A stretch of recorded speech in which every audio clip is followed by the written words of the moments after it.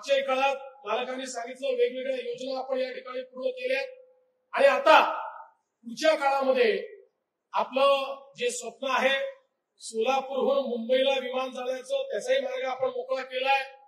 विमानतळाचंही अतिरिक्त काम आपल्याला काही करायचंय तेही आपण यापुढे करणार आहोत. पण त्याच वेळी खरं म्हणजे आता आपण मागणी केली की आमच्याकडे रोजगाराची निर्मिती झाली पाहिजे.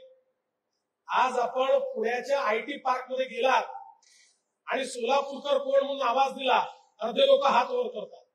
सगळे सोलापूरकरच आहेत तिकडे. त्याच्यामुळे आता तीच व्यवस्था जर आपण इथे उभी केली तर मला असं वाटतं की मोठ्या प्रमाणात आपल्या मुलांच्या हाताला आपण काम देऊ शकू. आणि म्हणून मी आता जिल्हाधिकारी, महानगरपालिका आयुक्त, पालकमंत्री तुम्हाला सगळ्यांना सांगतो, आयटी पार्क करता उत्तम अशी जागा शोधून काढा. मी एमआयडीसीच्या माध्यमातून आयटी पार्क या ठिकाणी तयार करून देईन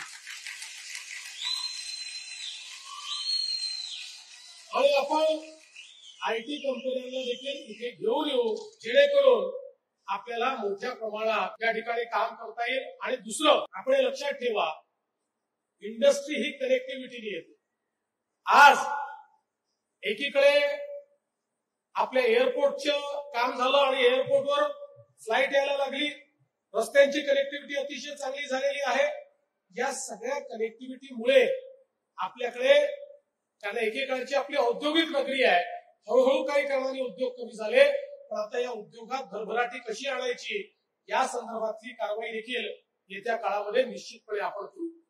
आज मला या निमित्ताने आपले अण्णासाहेब पाटील आर्थिक विकास महामंडळाचे देखील अतिशय मनापासून आभार मानायचे आणि विशेषतः सुभाष बापू देशमुख आपले देखील आभार मानायचे आहेत की 2,500 लोकांना आपण या महामंडळाच्या माध्यमातून आपल्या लोकमान्य मल्टीपर्पज मधून या ठिकाणी कर्ज देऊन त्यांना उद्योजक म्हणून उभं केलेलं आहे.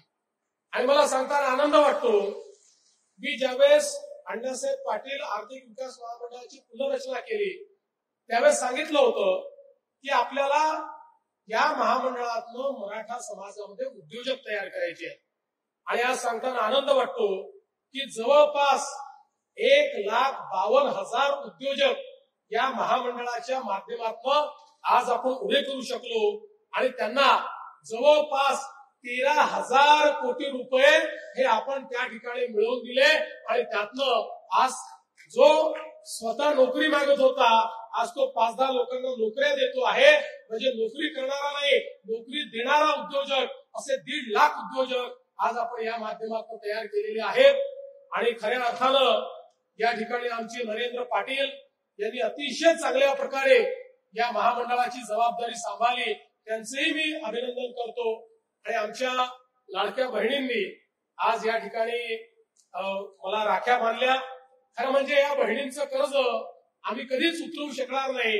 या बहिणींचं प्रेम आणि आशीर्वाद आमच्या पाठीशी असल्यामुळे कितीही मोठी संकट आलं तरी त्या संकटामध्ये हा जो राखीचा धागा आहे हा धागा आमच्या पाठीशी उभा असतो आणि त्याच्या आशीर्वादामुळे त्या संकटातनं आम्ही बाहेर पडत असतो.